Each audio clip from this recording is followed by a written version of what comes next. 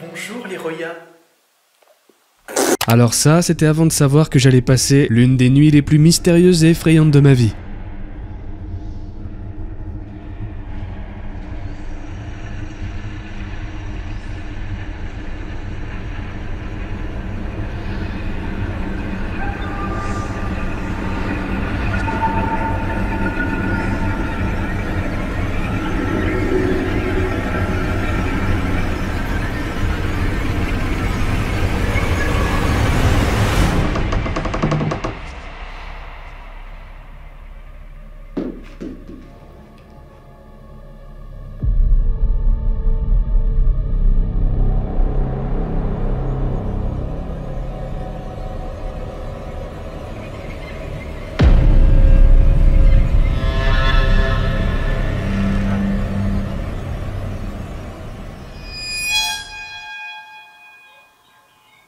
Non.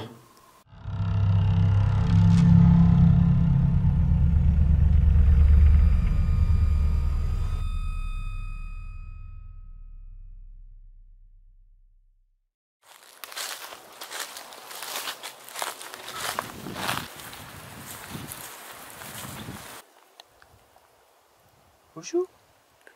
Oh mon, que tu t'es perdu à l'hôtel. Du stress et des imprévus, il y en a eu un paquet avant qu'on ne mette enfin les pieds dans cette incroyable bâtisse. Et c'est généralement à ce moment-là, dans les explorations, que je relâche toute la pression. Fusionné avec l'excitation de la découverte, je ne peux m'empêcher de faire le con, à moins que je ne le sois définitivement devenu. Fait avec de la peau de fesse de phoque. On n'a pas beaucoup de clients cette année. C'est calme. Tu passes jamais la Saint sur la moquette. Tu m'étonnes que les gens ils ont pas envie de venir. C'est crade. Et puis t'as un petit peu de Covid aussi. Il y a un peu de Covid, d'accord. Ça devait être ouvert avant, ça se trouve. Comme ça, les gens, quand ils montaient les escaliers, si t'avais une ouverture, vous pouvez leur lancer des canettes dans la gueule, des clafoutis, des trucs quoi. On n'est pas de la police, on n'est pas des inspecteurs des impôts. On est juste des moteurs asynchrones triphasés double sens de rotation. Grâce à cette troisième et ultime partie, vous saurez absolument tout de cette aventure. Je vous dévoilerai ce que vous n'avez pas vu, nos péripéties en dehors de l'hôtel et dans le gîte où nous séjournions. J'étudierai ensuite les résultats incroyables observés lors de la vidéo précédente en m'appuyant sur une série de tests menés sur chaque outil ayant réagi ce soir-là. Cette analyse va lever le voile sur pas mal de mystères, mais par contre accentuer des zones d'ombre sur d'autres points.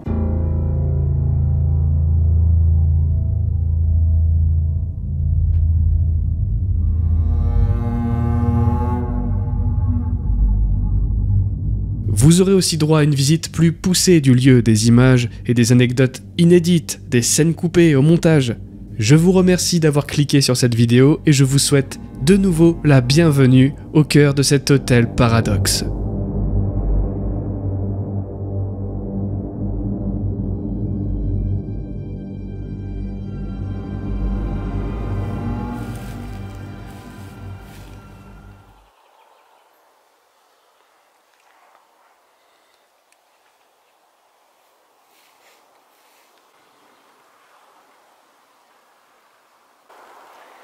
C'est quoi le délire entre le lampadaire et l'arbre là? Ils se font une partie de sabre laser. C'est ça.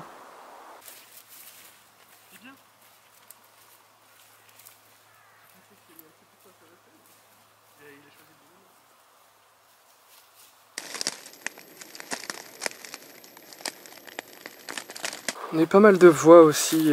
Tu vois qu'il n'y a pas tant de vent que ça quand même. Donc je pense que ça vaudra peut-être le coup de mettre des dictaphones, des choses comme ça. Des choses intéressantes ici? Non, c'est vide, hein. Il y en a un c'est vide et l'autre tout est parfait. Ça devait être peut-être la partie ferme, peut-être qu'ils avaient des animaux, je sais pas. Soit ferme, soit juste un endroit où ils entreposaient les outils pour gérer le jardin, parce qu'il y a plusieurs hectares hein, quand même. Hein. Le bâtiment, Le site? Le bâtiment, celui-là est vide et l'autre il est comme ça. Ouais, effectivement, c'est cassé. Ça sent l'huile. Merci. Ouais, on se rend peut-être pas compte, mais... Donc là-bas, il y a la piscine qu'on observera plus avec la partie drone. Profitez de ces images-là, juste, voilà. Ça, vous n'avez pas besoin forcément de lever vos fesses. Nous, on y va pour vous. Et puis voilà, tutti quanti, gagnant-gagnant, la messe est dite, il n'y a pas de fumée sans feu. C'est quand on est au pied du mur qu'on voit bien le mur. Il ne faut pas vendre la peau de l'ours. Non, bah faut pas, non. Non, faut pas faire ça, non? Tout d'abord, je vais commencer cette contre-enquête en vous donnant des informations que vous n'avez pas, notamment sur le séjour dans sa globalité, de notre arrivée à notre départ. Sachez d'entrée de jeu que l'enquête, elle a failli s'annuler au pied du mur. Ça a été à un cheveu d'annuler tout, et ça juste devant le bâtiment. Tout commence un jour où je faisais du montage, comme souvent, et je reçois un message de la part d'un gentil abonné qui semble avoir assez confiance en moi pour me divulguer l'adresse d'un spot qui est tout bonnement exceptionnel. Un lieu qui a déjà un passé très lourd, qui est en parfait état et qui a déjà apparemment mis mal à l'aise plusieurs explorateurs chevronnés du moment. Je parle par exemple de la chaîne Jujurbex, une fille qui semble pourtant avoir été dans plein de lieux incroyables à travers le monde, dans des lieux même bien plus flippants que ça, et qui pourtant a ressenti des sensations pas ultra glamour, quoi. Il y a eu des bruits de pas derrière moi. C'est vrai? Je te jure. Non. Mais derrière moi. Arrête, dis-là. Je te jure, bah c'est enregistré. Je te dis, je suis pas bien dans cet hôtel depuis le début. En plus de ça, le lieu est exceptionnellement bien conservé, il semble avoir gardé toute son essence, il est encore bourré de charisme dans toutes les pièces.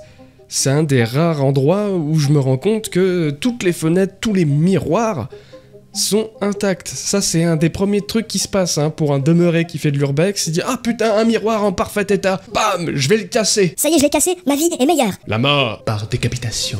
Donc voilà, il est splendide, il a traversé le temps avec brio, il a juste perdu en fait son antenne, ou je sais pas, c'était une antenne, ou plutôt un paratonnerre, je sais pas trop ce que c'est, mais ça a été réduit. Donc c'est parti, je préviens ma copine de dégager 2 jours dans son planning, on prend nos affaires, on se casse. Je réserve un gîte situé dans un camping qui est dans la région, et nous partons au beau milieu de la semaine pour éviter évidemment le monde. C'est le petit bonus qu'on a quand on est auto-entrepreneur dans ce genre de métier, c'est qu'on peut gérer notre planning et du coup nos tournages, nos visites, nos repérages un petit peu comme on l'entend. Donc les bizarreries arrivent dès le début en fait.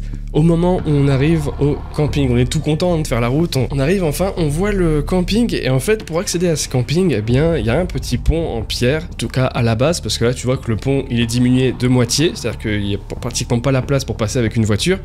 Et il y a surtout des ouvriers, tractopelles, enfin il y a tout un chantier à cet endroit-là, pile poil à l'endroit juste avant l'entrée du camping. Google Maps, on fait demi-tour, on fait un long demi-tour parce que le patelin il est quand même assez large. Juste pour faire ce demi-tour-là et faire le tour du patelin, ça a pris énormément de temps. Et en faisant le tour, on s'aperçoit que là aussi c'est route barrée, on ne peut vraiment pas accéder à ce camping. Camping qui nous a rien dit, qui a gentiment encaissé l'argent, qui a validé la réservation, et c'est tout quoi. Avec un petit message pour dire que effectivement il y a des travaux et nous aiguiller un petit peu sur le chemin à prendre, ça aurait été cool.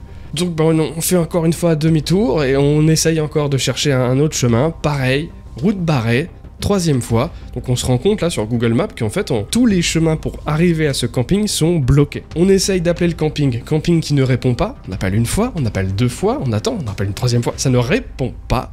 Je commence à avoir la moutarde qui monte à la tête, je me dis mais du coup on va annuler quoi, on va demander un remboursement et puis on va rentrer, qu'est-ce que tu veux que je te dise, on va rentrer. Et là je trouve un petit chemin en fait sur Google Maps et je me dis tiens, ça a pas l'air d'être un gros chemin, on dirait un chemin de tracteur, tu sais les trucs qui traversent les champs. On va essayer de l'emprunter, j'ai envie de dire foutu pour foutu, on est là, on va essayer le tout pour le tout, et on emprunte du coup ce chemin, effectivement, très rocailleux, qui est pas du tout adapté à mon véhicule, à n'importe quel moment, je peux me prendre un trop gros nid de poule et ne plus pouvoir bouger la voiture, mais on le prend quand même, on y va doucement, et on arrive enfin à ce camping. Donc là pareil, on arrive au camping, on s'approche de l'accueil, et là on se rend compte que c'est un camping fantôme. Je sais qu'on est en hors-saison totale, mais le camping est vide. Mais quand je vous dis vide, ça veut dire qu'il n'y a même pas son propriétaire qui est là. Il n'y a vraiment personne. On regarde, on se dit, on s'est pas trompé quand même, c'est bien là qu'on a pris la réservation, oui, c'est bien l'adresse, c'est bien le même nom du camping. Du coup, on attend, et puis à un moment donné, on décide de rappeler, ça répond et dit oui, je vous vois. Et en fait, c'est un mec qui est 200 mètres plus loin dans son jardin. Et en fait, c'est lui le proprio. Et en fait, il a racheté le camping il y a pas longtemps et il fait des travaux dans tout le camping. Et apparemment, il est tout seul. Du coup, après, bon, le mec très gentil, ça se passe plutôt bien. Il nous file les clés, machin. Moi, j'ai pas du tout envie de me prendre la tête à ce moment-là. On est plutôt même soulagé de se dire c'est bon, on va pouvoir virer un petit peu ce qu'il y a dans notre véhicule, se poser et se reposer surtout un petit peu avant d'entamer les choses sérieuses. Et dites-vous que ça a été aussi compliqué pour le départ en fait. On n'arrivait pas à retrouver le proprio dans le camping, ça pareil, ça répondait pas au téléphone. C'était déjà très bizarre, c'était déjà une chienlit d'entrée de jeu quoi. J'ai été dormir dans les hôtels, j'ai fait des campings, j'ai un truc comme ça m'est jamais arrivé. Du coup, on se pose, le gîte est très sympathique, on commence à poser les affaires et on se rend compte qu'il commence à y avoir un peu les mêmes bruits qu'on a aussi à la maison, c'est-à-dire des bruits de pas, des craquements. On se dit bon allez, ça va, c'est peut-être des bruits naturels, sauf que on a des bruits tellement forts à l'étage que ça nous empêche carrément de dormir. Du coup j'ai pris mon portable pour enregistrer, que vous ayez une petite trace de ce bruit-là.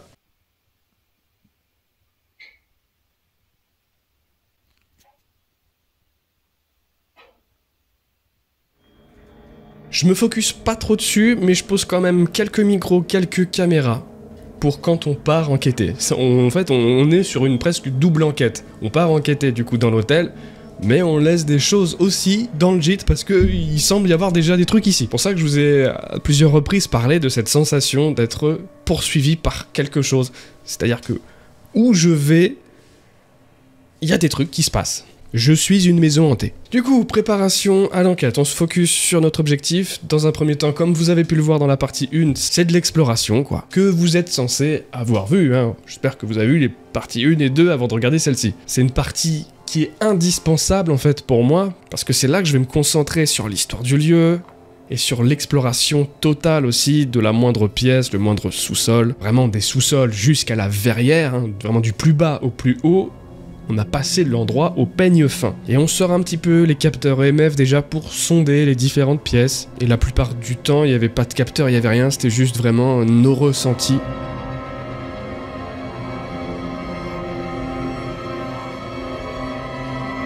Le but était de savoir où allait principalement se dérouler la partie 2, donc l'enquête. Où est-ce que j'allais sortir mon matériel? Et c'est aussi lors de cette exploration qu'une idée un petit peu étrange a germé dans mon esprit. Est-ce que j'y passerai pas une nuit complète? En vrai, c'est tellement propre, même les draps sont tellement propres. Bon, à part de la poussière, bien sûr. Ça donne envie d'y passer presque la nuit. T'amènes juste des oreillers. Tu passes la nuit, là, sans problème. Oui, clairement. Même au niveau de la température, il fait pas si froid que ça. Je m'attendais à beaucoup plus froid. Après, on est bien... Fermé, les volets sont fermés et tout. Bah ouais. Je trouve que tu te laisses de plus en plus aller, toi, avec les machines à laver. Le linge est sale, quoi. Ou alors dans une pièce, ou alors dans tout l'hôtel, c'est chaud, tu vois. C'est grand, il est vraiment grand. Il est genre beaucoup plus grand que ce que je pensais en ayant juste vu des photos, quoi. Ou même la vidéo, je m'attendais à moins grand, je sais pas, il y a énormément de pièces. Et chaque pièce, c'est tellement insane. C'est trop joli. C'est joli, hein. Le fait que le lieu soit quand même assez bien fermé, bien isolé, pourquoi pas? Ça s'y prête énormément en fait. Et c'est vraiment en voyant la chambre muguée que j'ai eu l'idée et l'envie, parce que le lit était vraiment nickel chrome, très confortable. Et ensuite, on a localisé l'endroit où il semblait y avoir le plus d'activité. Tu fais 2 pas dans la pièce.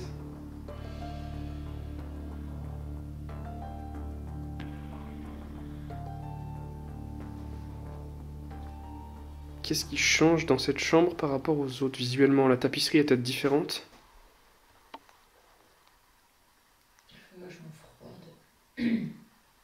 T'as froid ici, toi? Oui. Moi, je sens pas de changement de température, pourtant. Orchidée, faut bien que je note cette chambre. C'est ici que ça... Tu sais, quand t'as mal éteint ton robinet ou que genre tu viens de prendre ta douche, qu'il y a de l'eau encore dans les tuyaux et que ça coule sur le... Ouais, sur la baignoire, quoi, sur le céramique. Ouais. T'as entendu ça? Ouais, sauf qu'il n'y a rien. Et même pas de douche, enfin de tour de douche. Ouais, y a rien, c'est... Elle est complètement dépiautée de la noisette, cette douche. C'est sec. Puis là, il n'y a même pas de robinet de douche.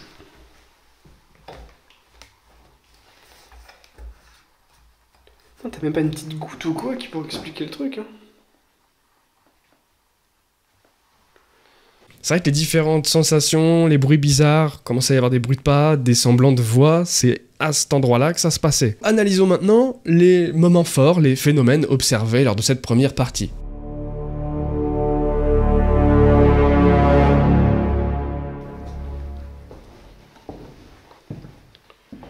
Bon.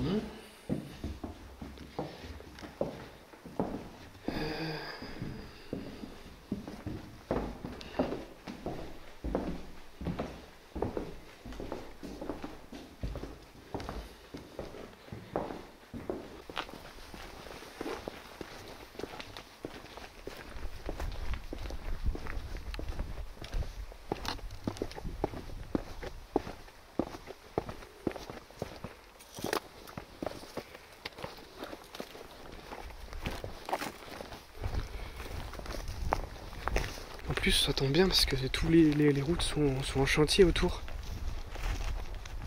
En vrai, ça tombe très très bien qu'on soit venu dans cette période.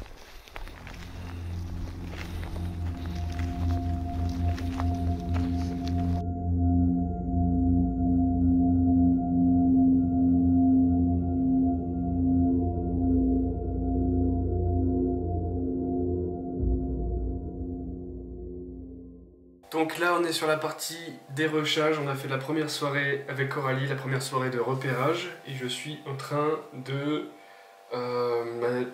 tout simplement de placer tous les fichiers sur l'ordinateur portable, mais c'est un ordinateur portable qui est assez vieux, donc par peur de perdre ces premiers fichiers, il y en a quand même pour presque une trentaine de gigas, et bien en fait je les place d'abord sur le PC et après je les mets sur un de nos téléphones portables, voilà, c'est une petite technique.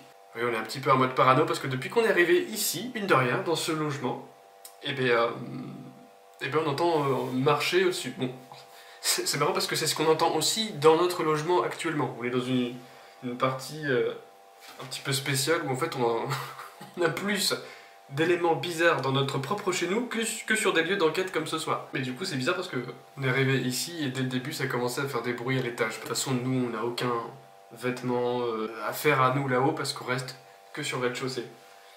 On a entendu des bruits là-haut. Alors désolé pour le setup un petit peu fatigué, c'est le soir. Il est 23h30 pratiquement. C'était un bon premier repérage. Mais ouais vas-y on va faire ça là. Tant que ça charge là, parce que sinon il n'y a pas grand chose à faire. Je vais vous faire un petit tour là-haut. On va aller là-haut. Voilà, c'est tout le matériel là, c'est un petit peu en bordel. Je vais mettre la lampe sur votre petite tête. C'est vraiment là-haut, dans cette pièce. Ou même tout à l'heure, je suis carrément monté vraiment pour savoir si, je sais pas, il y avait des trucs là-haut, des gens même, parce que ça bougeait tellement. Après, il faut savoir quand même qu'on est sur un logement mitoyen. Donc que si ça grince dans le premier étage à côté, c'est possible que nous on l'entende. Surtout que vous allez entendre le bois craquer quand je vais monter, vous allez voir que c'est un peu... c'est du bois un peu rudimentaire quoi.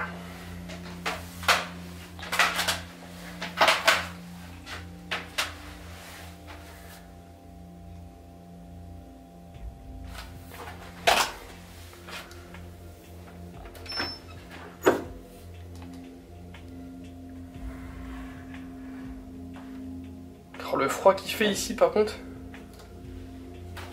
ce qui est bien c'est que le froid n'a pas tendance à descendre, donc il va rester là-haut quoi qu'il en soit. Donc même si je laisse ouvert, ça va la chauffer. Sinon vous voyez que là, forcément je filme, c'est bien plus calme.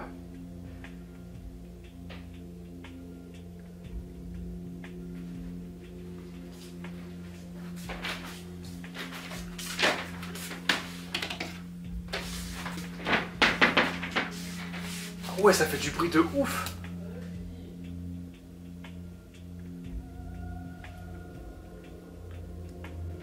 C'est ouf, hein? Donc c'est pour ça c'est qu'en fait, vu que c'est mitoyen, à côté, il suffit que ça marche, ça doit craquer un petit peu ici aussi. Les craquements du grenier.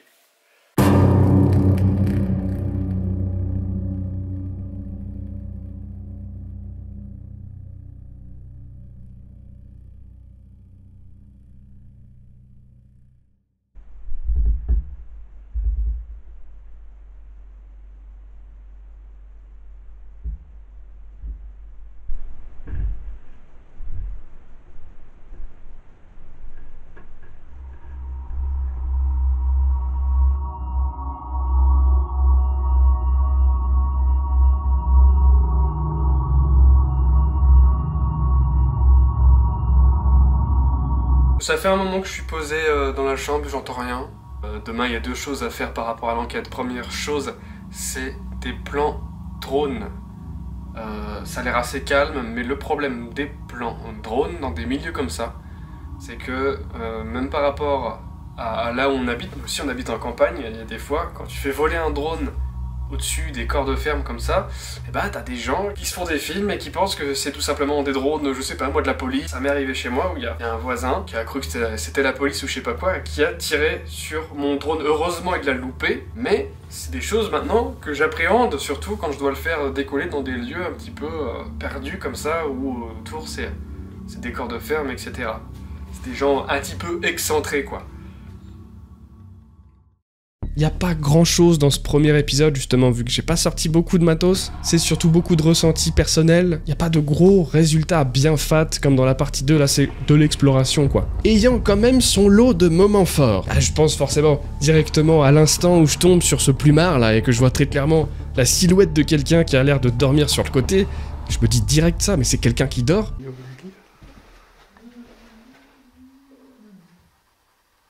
Il y a quelqu'un ?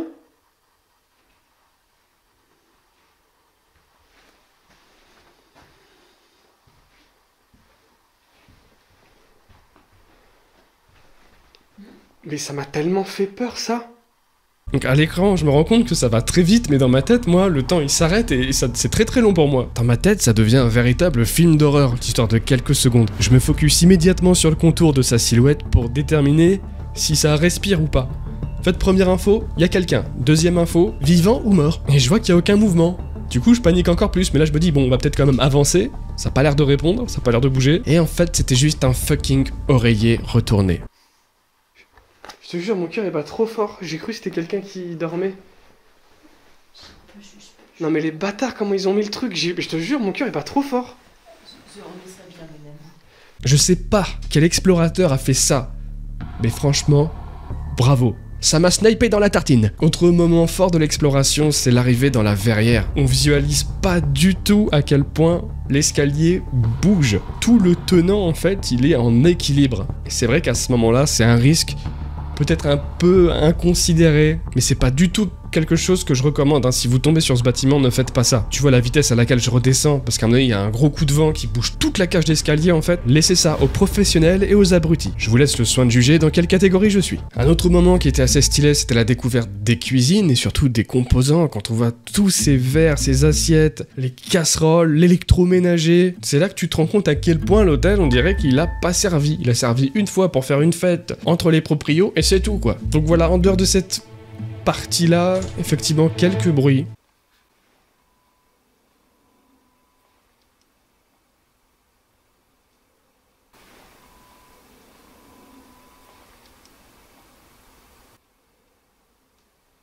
Après, il y a du vent.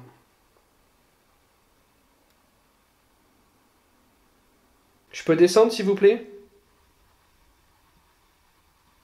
Des tics, des tocs, des bruits de vent, bon, à la rigueur, passons. Mais j'aimerais clarifier quelque chose. À plusieurs reprises, j'entends comme un grondement assez sourd. Ça arrive souvent dans les 2 parties d'enquête. Après avoir observé plusieurs fois de gros avions dans le ciel en journée et avoir entrepris une petite recherche sur internet, j'ai eu ma réponse. Le trafic aérien est particulièrement dense à cet endroit de la carte. Les grondements entendus proviennent très certainement de ça. Il n'y a pas vraiment grand chose à analyser, il n'y a pas grand chose qui a été capté, en tout cas par mes micros, par la caméra. Concentrons-nous maintenant sur la partie 2.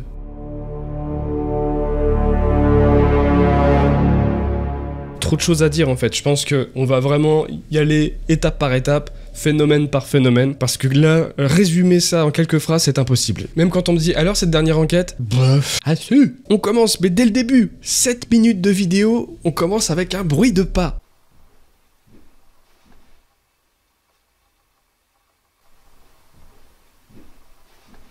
On n'est pas sur du craquement de bois, claquement de canalisation ni battement de volets, d'ailleurs ils sont tous fermés, ça se rapproche énormément du bruit de quelqu'un qui marche au même étage. Et c'est un peu les bruits mais en plus lointain qu'on avait entendu déjà avec Coralie l'après-midi. Ça n'a pas été capté en fait, c'était un petit peu trop loin, là c'est beaucoup plus proche de moi, donc forcément, ouais, ça me fait directement plutôt peur, je me dis bon, il y a quelqu'un, c'est sûr quoi, c'est des pas humains quoi. À aucun moment je me dis c'est un fantôme, c'est des pas humains, quelqu'un marche dans le couloir, dans la pièce d'à côté. Là enfin on a des premiers sons bien perçus, bien audibles, et ça c'est cool. Est-ce qu'il y a vraiment une manière logique d'expliquer ce bruit si c'est pas quelqu'un qui marche? Eh bien c'est compliqué, parce que ça vient de l'étage. On se rappelle que la verrière est trouée, même s'il n'y a pas beaucoup de vent ce soir-là. Des petites bourrasques, des légères brises, ça peut arriver. Il peut y avoir une brise, du coup, qui s'infiltre en haut, créant peut-être un courant d'air jusqu'à l'étage en dessous. Et même si les fenêtres sont fermées, les portes elles sont pas toutes grandes ouvertes ou complètement fermées. Il y a des courants d'air avec les portes. Vous savez, quand la porte elle est semi-fermée, elle est juste, elle est prête à être fermée, il suffit qu'elle bouge un petit peu et ça tape. Ce qui s'en rapprocherait le plus comme explication rationnelle, ça serait ça. Maintenant, le bruit ressemble quand même à autre chose, quoi. Puis pour un humain, c'est compliqué aussi, parce que c'est très succinct, ça fait un pas, après ça s'arrête, 1 heure après, ça fait 2 pas, c'est pas quelqu'un qui marche en continu. Un tout petit peu plus tard dans la vidéo, vers 13 minutes, on a le pod qui s'active sur la télé.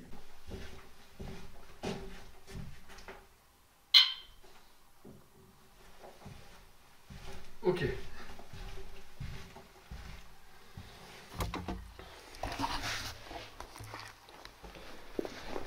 Donc j'ai premier. Donc.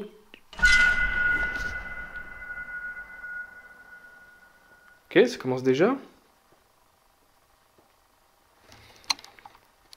J'ai mis la boîte sur la télé, mais est-ce que c'est une bonne idée de la mettre sur la télé? Peut-être pas. Hein.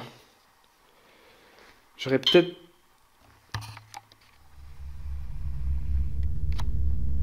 Pas dû la mettre sur la télé. Parce que je suis vachement loin. Alors pour l'avoir utilisé plusieurs fois chez moi, est-ce que ça serait la télé qui fait ça? Je vais la mettre là.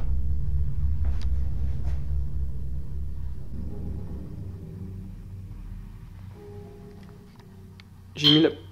Putain, dès que je dis j'ai mis la boîte ici, la boîte touch ici, ça fait du bruit là. Vas-y, il faut que je la mette ailleurs.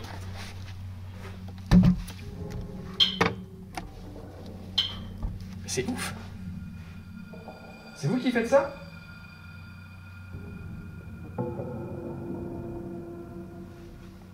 Ça serait moi si tu veux, je préférerais t'en refaire un autre, que je sois sûr du fonctionnement, parce que là, les miens ils y font pas, tu vois, par exemple.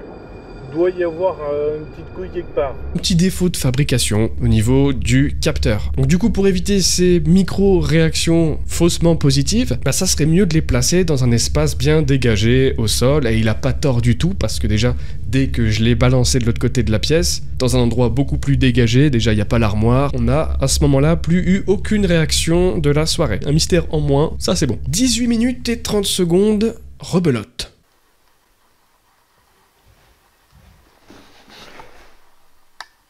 Je jure, j'ai entendu un autre bruit, mais là c'était violent de ouf.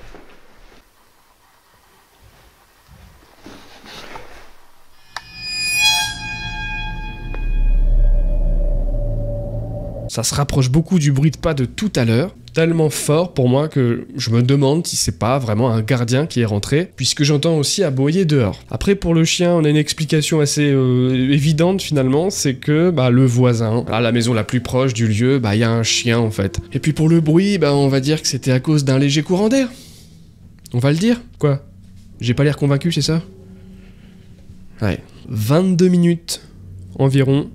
Des réactions intéressantes au capteur EMF. Ah, c'est des micro-réactions. Ah, quand même. Ah, quand même.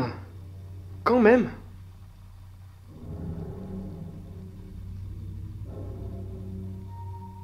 J'aimerais bien avoir une petite réaction sur le nom, s'il vous plaît. Juste pour voir si c'est bien vous. Parce que là, pour l'instant, j'ai mon capteur gris qui pète un peu les plombs. Mais j'ai rien sur le capteur noir. Donc, est-ce que vous pouvez passer un petit peu dessus pour voir? Sur celui-ci?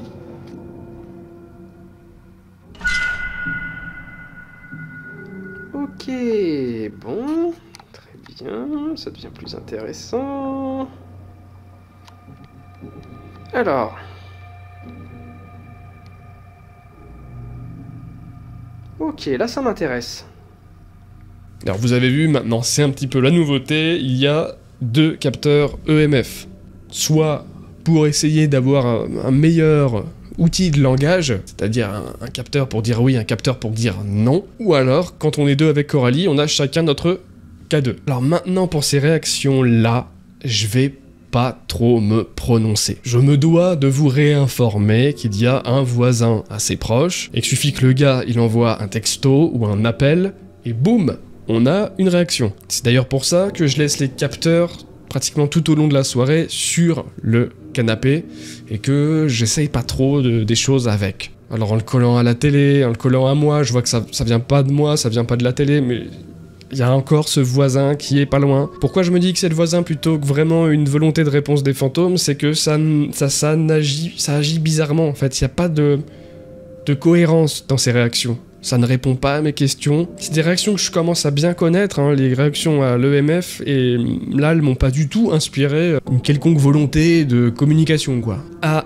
30 minutes de vidéo environ, je m'aperçois que le capteur de pression s'actionne succinctement, aléatoirement aussi. Et c'est vrai que ça, je le remarque pas le soir même, ou alors peut-être une fois vite fait, en ayant dit « ouais, non, j'ai peut-être mal vu ». C'est vraiment quand je me suis posé à l'analyse que j'ai vu, tac, tac, des petites réactions comme ça.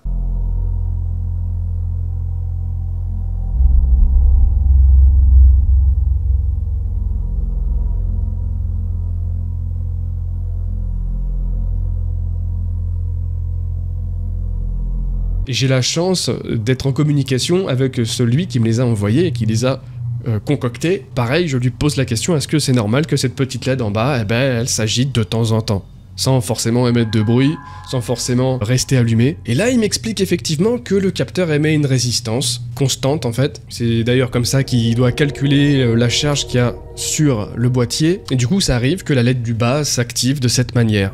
Donc c'est normal. Rien de grave, rien qui mérite une attention particulière. Voilà, j'ai bien fait de demander avant d'avoir une petite conclusion biaisée du coup sur ça. Les choses très sérieuses commencent maintenant, à 34 minutes.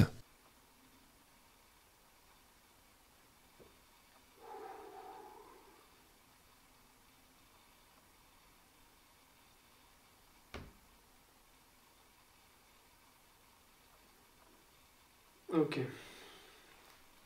Je viens de percuter un truc qui m'enlève un poids de malade. Je vous expliquerai soit en voix off, soit après, mais je viens de percuter un truc qui change tout en fait. Ça change tout. Je ne sais absolument pas de quoi je parle, et encore plus fort que ça, je ne me souviens pas avoir prononcé ces mots. Je me souviens absolument de toute l'enquête et de tout ce que j'ai dit, sauf ce moment-là. Ce moment-là de l'enquête me laisse encore aujourd'hui sans voix. Comment vous dire ? J'irai pas jusqu'à dire que j'ai été possédé ou que j'ai eu une absence astrale, j'en sais rien. Mon cerveau, il a juste très rapidement switch pour zapper cette phrase qui pourtant envoie du lourd niveau mystère. De quoi je parle ? Je viens de percuter un truc qui change tout en fait. Ça change tout. Peut-être que ça vient du stress ressenti à ce moment-là. Mon cerveau, il a trié quelques trucs, j'en sais rien. Mais en tout cas, moi, ça me frustre parce que à ce moment-là, ça a l'air hyper important comme information en plus. On dirait que j'ai trouvé une solution à un problème depuis le début de l'enquête et je me garde ça pour moi en pensant que je vais gérer ça en voix off en plus, tu sais. J'en parlerai en voix off. Mais rien du tout, frère, je me rappelle plus de ce que t'as dit. Je parle à moi au passé, là, d'accord. On est sur un cas de schizophrénie. Pour en savoir un petit peu plus, je demande l'avis à la personne aujourd'hui qui me connaît très bien, qui me voit tous les jours, c'est-à-dire Coralie. Et dès le premier visionnage, elle est troublée par un petit détail qui fait toute la différence, c'est que j'adopte un comportement qu'elle ne reconnaît pas. Apparemment, ça se passerait surtout dans le regard. Et là, on parle de quelqu'un qui me connaît depuis 7 ans, qui me voit absolument tous les jours et 24 heures sur 24. Les expressions de visage, tout ça, elle les connaît bien. Et c'est vrai qu'on a regardé la séquence une douzaine de fois. Ça se déclenche direct en plus après la douleur à la poitrine. Et il y a cette phrase et il y a ce truc dans le visage qui fait que... Peut-être que vous aussi, vous avez peut-être remarqué la différence, hein. Peut-être que vous l'avez ressenti. Moi, pas trop, pour être franc. Après, je passe pas mes journées devant la glace, loin de là même. Alors en plus, au même moment, il y a une sorte de poussière qui passe devant. Donc oui, c'est une poussière qui passe, hein. C'est clairement une poussière, mais l'image est hyper impressionnante, quoi. Parce que sa direction colle tellement parfaitement avec le moment où j'ai mal et repart au même moment où je souffle que du coup, ça m'a choqué pendant l'analyse. Mais c'est une poussière. Donc, réelle absence étrange ou simple début d'Alzheimer, c'est à vous de juger. Moi, je vous mets toutes les cartes que j'ai sur la table. On va passer à un très gros morceau de l'enquête. la balle qui tombe. Peut-être le plus gros mystère de la soirée.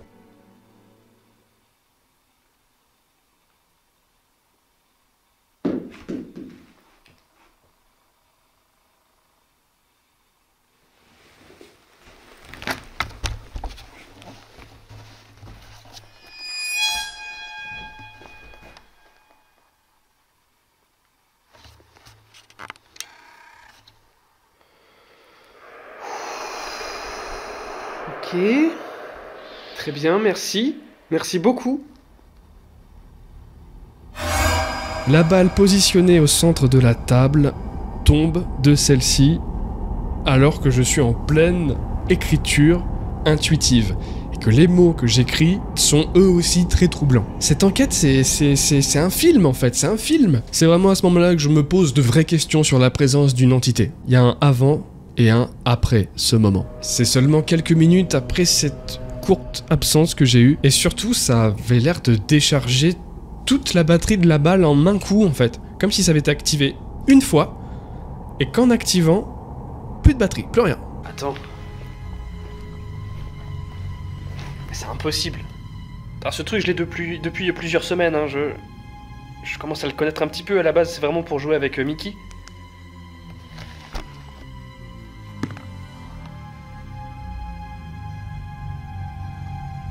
Attends mais c'est impossible. Si ce phénomène est extrêmement impressionnant à vivre sur place, en enquête. Vous me connaissez, avant de crier aux fantômes, une fois que je retourne dans mon petit QG juste ici, je rassemble un maximum de paramètres. J'ai pas de contact avec le constructeur de l'objet, mais via le site marchand, je peux accéder à quelques infos qui vont nous aider à comprendre ce qui s'est peut-être passé. Voyons déjà sa description dans l'ensemble. Votre chat peut se sentir seul et malheureux lorsque vous n'êtes pas à la maison. Les jouets interactifs intelligents pour chat gardent votre animal heureux et en bonne santé. Le but principal de la balle autorotative à 360 degrés est de permettre à votre animal de compagnie de chasser la balle et de s'amuser. Vous allumez et éteignez simplement la balle lorsque votre animal n'a plus d'énergie et termine le jeu. 43 mm de diamètre, on a un poids d'environ 40 grammes, la matière c'est du silicone, et la capacité de batterie est de 80 mAh par heure. Faut voir après un petit peu sa consommation. Maintenant, on va se concentrer sur les commentaires clients. Je trouve que quand on achète un objet, de toute façon, c'est là où on récolte le plus d'indices, que ça soit avant l'achat et même après l'achat. Premier commentaire. Mon chat a grave aimé jouer avec la balle, elle roule super bien, ne fait pas de bruit, par contre je trouve ça dommage qu'elle se décharge assez vite, faut compter entre 10 et 15 minutes. Dès le premier jour, quelle déception. Mon chat super joueur, resté assis devant la balle, a juste la regardé bouger. Les jours suivants, pareil, j'étais frustré. Et finalement, je la retrouve à différentes places dans l'appartement, donc il doit jouer avec en mon absence. L'autonomie de ce produit est mauvaise, elle ne correspond pas avec la publicité qui en assure une grande. En effet, même rechargée, elle fonctionne de 5 à 10 minutes, et après on est obligé de rappuyer. Donc nous sommes en présence d'un produit aux maigres capacités de batterie, d'autant plus qu'elle était positionnée un peu en vrac, dans mon sac, et qu'elle a pu, pendant la partie exploration, se déclencher et se rééteindre plusieurs fois. Maintenant, attention, ça explique pas encore pourquoi elle s'est activée toute seule et elle est tombée de la table. Revenons sur le deuxième commentaire client, que je trouve très intéressant. Mon chat super joueur, resté assis devant la balle, a juste la regardé bouger. Les jours suivants, pareil, j'étais frustré. Et finalement, je la retrouve à différentes places dans l'appartement, donc il doit jouer avec en mon absence. J'ai du mal à voir un chat qui n'a que du mépris pour cet objet les premiers jours, en avoir soudainement les prochains jours. Est-ce que cette personne n'aurait pas eu le même souci que moi? Est-ce que la balle ne se déclencherait pas toute seule chez elle, par exemple une dernière fois, au moment où il ne lui reste que très peu de batterie? Et finalement, je la retrouve à différentes places dans l'appartement.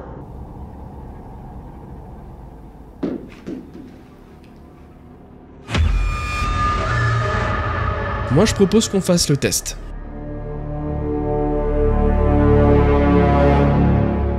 Donc comment elle fonctionne cette balle en fait? On l'allume une fois en appuyant sur le bouton du dessus. Voilà, elle va bouger toute seule. Voilà. Elle va quitter la table et s'en aller vers des jours meilleurs. Et en fait à ce moment-là, dans cet état-là, quand elle reçoit un contact, donc principalement c'est fait pour que les chats la tapotent un petit peu, et ben hop, elle se réactive et elle va, encore une fois, bouger d'elle-même. Donc là, elle a tendance à faire des 360 sur elle-même parce qu'on est sur le tapis, mais sur la nappe, elle aurait décollé direct sans aucun problème. Donc là, ce que je vais faire, je vais lui faire un enclos. Voilà, je veux qu'elle s'éteigne d'elle-même. Normalement, ça va pas durer très très longtemps. Parce qu'en fait, la balle est programmée pour que quand le chat n'a pas envie de jouer avec, eh ben, elle s'éteint d'elle-même. Sinon, effectivement, au bout de quelques minutes, il n'y a plus de batterie, il n'y a plus rien, quoi. Alors vous avez vu les commentaires, hein, on est vraiment sur une batterie qui se décharge extrêmement vite. Moi, j'ai pas vraiment eu l'occasion de le constater, parce qu'avec Mickey, c'est simple, il s'en bat les houilles. Normalement, elle est censée s'arrêter, c'est bizarre ça. Elle est censée s'arrêter là. Et là, elle s'arrête absolument pas. Qu'est-ce que t'as? T'es pas bien sur mon tapis? Bienvenue d'être là, c'est ça? T'es pas bien? Je sais pas hein, s'il y en a qui regardent cette vidéo et qui ont ce dispositif à la maison pour leur chat aussi. Vous êtes d'accord avec moi, au bout d'un moment, ça s'arrête tout seul. Là, ça veut plus s'arrêter. Alors quand je suis en enquête paranormale, tu bouges plus, tu te décharges, et alors là, tu pètes le feu, bien sûr. Allez, maintenant qu'on est rentré à la maison, c'est bon, il s'est arrêté, c'est cool. Donc maintenant qu'il est pas mal déchargé, on se retrouve au moment où je suis en train d'écrire, en fait, tranquillement, et que j'entends la balle tomber à côté. On se retrouve au même point. Du moment où je mets ma balle et du moment où ça arrive, il n'y a pas énormément de temps, hein, je crois qu'il y a 1 heure. Un truc comme ça, même peut-être un peu moins d'1 heure, c'est très rapide. Donc le test que je vous propose, c'est de la laisser comme ça. Et on voit si là, devant nous, à un moment donné, eh bien, elle va se remettre à bouger comme elle l'a fait lors de l'enquête. Alors quand je vous dis là, maintenant, c'est pas 5-15 minutes, je vais la laisser sur cette table, dans cette position-là. Alors peut-être pas cette position-là exactement, parce que après j'ai d'autres choses à vous montrer. Mais je vais la laisser sur cette table pendant plusieurs jours, je ne toucherai à rien, je la laisse ici.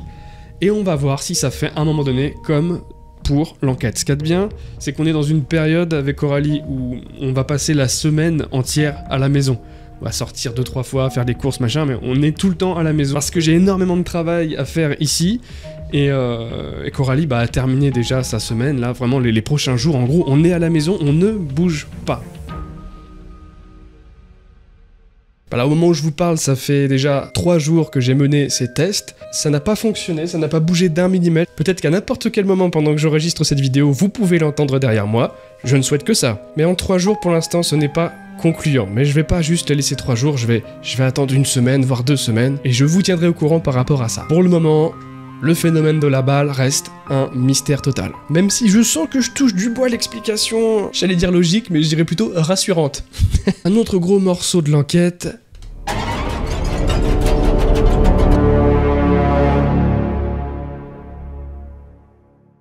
Donc j'ai retenu les mots français. Hiver. SOS. Septembre. Mort, mais sans le T, donc voilà. Prier, qui est ultra distinctible, prier c'est ouf. Et alors là, un truc de fou, on a un mot un peu bizarre.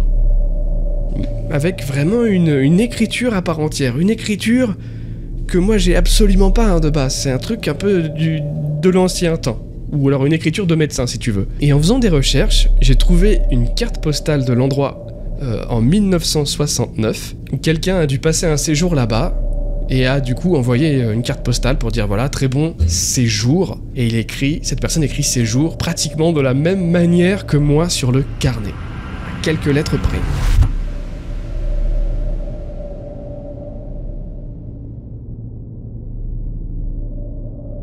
Là, quand je tombe sur la carte postale, là j'ai un frisson qui me parcourt le butin, tu vois. Je garde cette carte postale, donc c'est sur internet hein, que j'ai trouvé la carte postale, pas ailleurs. Je garde ça de côté pour l'instant, vous me dites ce que vous en pensez. Le lien est ultra bizarre. Maintenant, il y a aussi un autre mot qui est incroyable, c'est le mot prier. Surtout quand on se rend compte que quelques minutes plus tard, je vais faire un geste que je ne fais jamais, que ce soit en enquête ou ailleurs. Je m'agenouille et je mets les mains comme ça.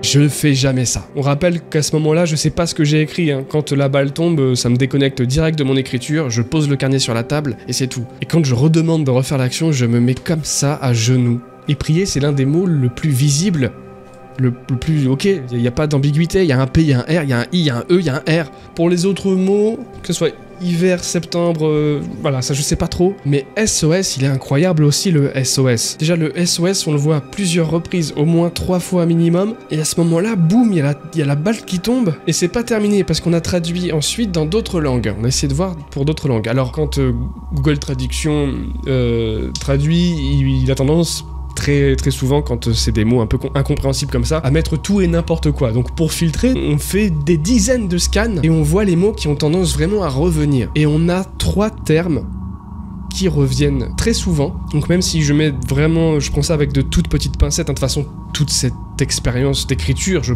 prends vraiment des pincettes, mais cette fois-ci, c'est vraiment percutant, quoi. Mais en serbe, on aurait le mot balle. Et ça, on l'a essayé plein de fois, parce qu'on s'est dit, mais non, mais c'est impossible qu'ils disent balle à ce moment-là. Balle en serbe. Dans la langue créole, nous avons une phrase qui voudrait dire « Nous avons eu un problème ». Terme qui va complètement avec aussi le mot SOS, quoi. Faut se remémorer aussi où est-ce qu'on est. Hein. Et on aurait du japonais. Alors là par contre, celui-là, c'est plus que des pincettes. C'est une suite de mots marqués « Tellement perdu ».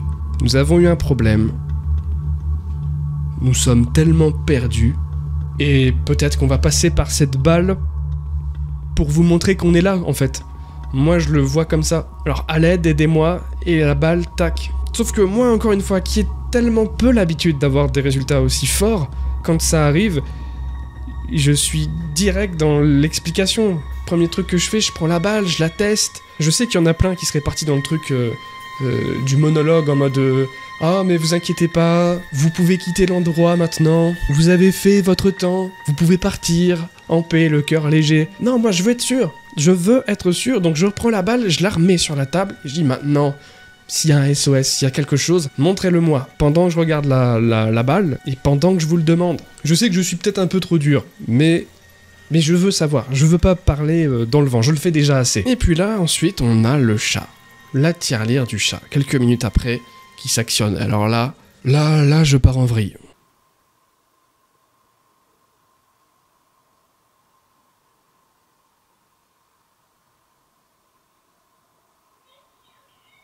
Non. Non, non, non, non, non, non, non, non. Non, c'est pas possible, c'est impossible. Putain, je sais plus où c'était. C'est où? Oh, enfin si. On va me perdre encore une fois. Orchidée, oui. Oh non. Non, non, non, non, non, non, non, non, non, non. C'est pas possible, me faites pas ça. On n'est plus dans le SOS. On est dans l'esprit malin qui attend que je ne sois pas dans la pièce. Qui attend que je récupère la caméra de la pièce orchidée pour faire des réactions dans la pièce orchidée. Non. Donc là, j'ai un moment de vrille et j'ai un moment où j'ai besoin après de faire une pause. J'ai un moment où là, ça va plus du tout. Pour remercier les gens qui sont encore sur la vidéo, j'hésite encore à le faire, hein, mais bon. J'ai ce petit problème, quand je m'énerve, je bafouille en fait. Bon bah là, j'ai voulu dire, vous foutez de ma gueule, mais... Vous foutez de moi en fait. Vous foutez... Il fallait que je le partage. Donc voilà, c'est pour vous montrer à quel point je pars dans tous les sens, je vrille. Parce que du coup, pour la tirelire, on aurait le même problème de batterie, similaire à la balle. Alors c'est vraiment un jouet, hein. C'est un jouet plus qu'une tirelire, parce que vraiment, si vous prenez en tant que tirelire, c'est extrêmement compliqué, déjà de l'ouvrir. Juste de l'ouvrir déjà, c'est faut avoir bac plus 8. Alors moi, je me suis arrêté à bac plus 7,2, donc je suis un peu baisé, tu vois. J'ai réussi à l'ouvrir. Du premier coup. Est-ce que je vais réussir à sortir une petite pièce? Et pour les sortir, bah, c'est un petit peu... ça se coince dans le mécanisme en fait. Ah ça y est, j'en ai sorti une. Alors c'est bien parce que c'est... ah, j'ai une pièce de 20 centimes. Bon, autant vous montrer réellement comment ça fonctionne avec une pièce. Alors ça dépend de la pièce, mais là c'est des pièces assez légères, donc quand c'est des pièces comme ça, ça ne suffit pas. Le poids de la pièce ne suffit pas à enclencher le mécanisme, donner un petit coup de pouce.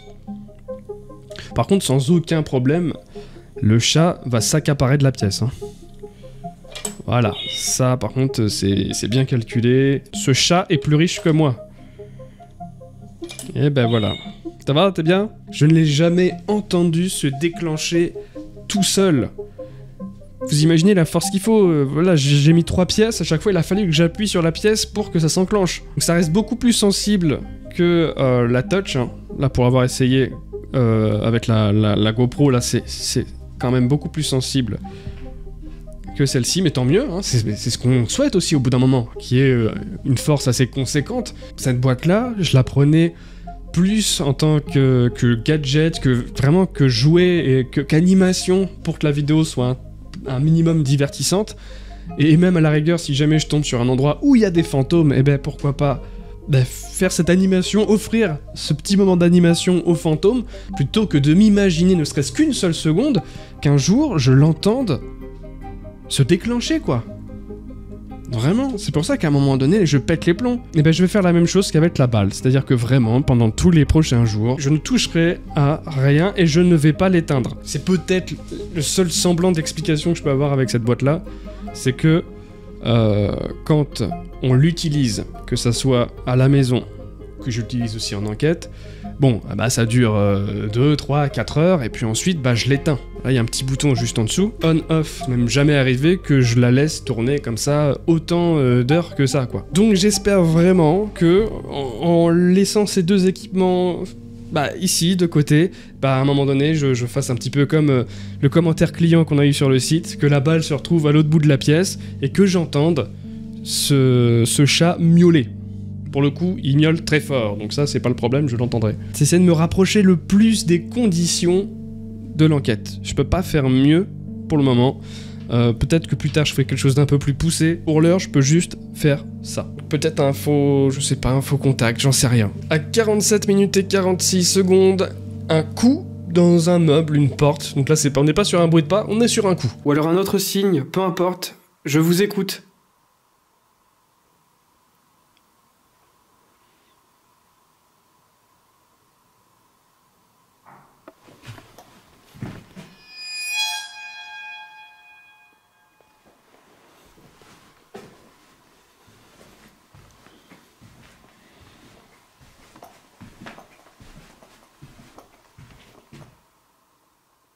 Y'a quelqu'un?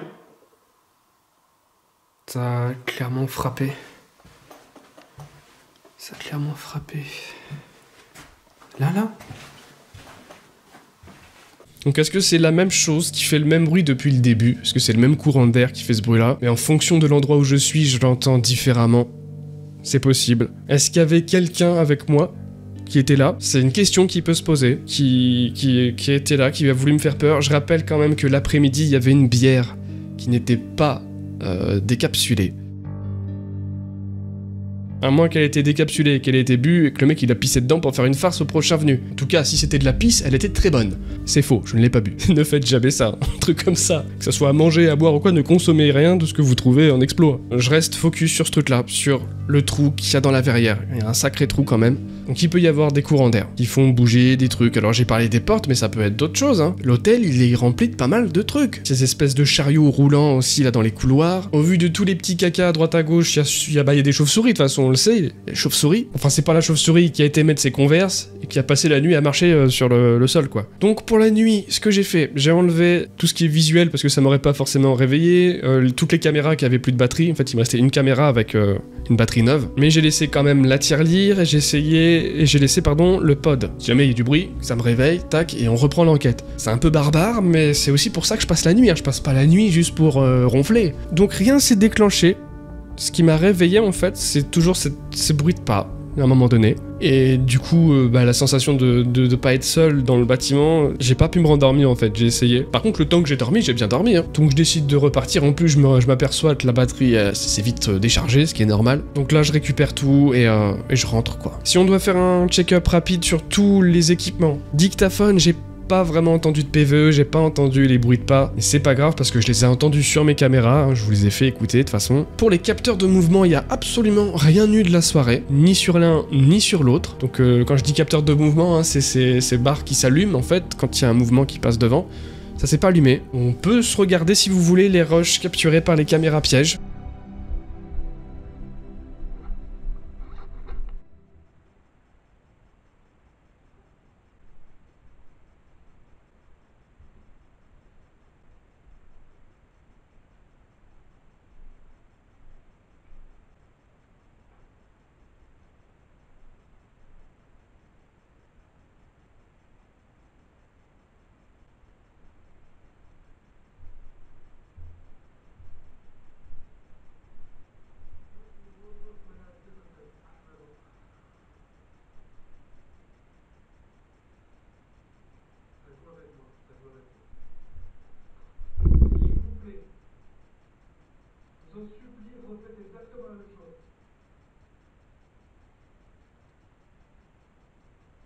Dans ma direction, à droite, à gauche, peu importe.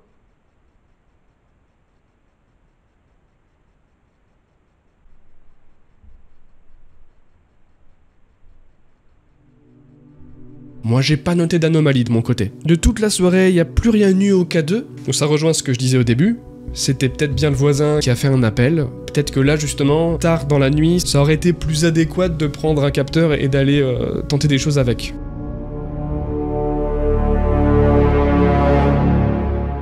Quand j'ai revu mes rushs, j'ai eu un petit peu peur de me dire « Waouh, c'est bizarre ce petit clignotement tout à fait en bas de la boîte ». Et en fait, bah, c'est tout à fait logique, c'est tout à fait normal apparemment. Faut savoir qu'il faut quand même envoyer pas mal de poids dessus.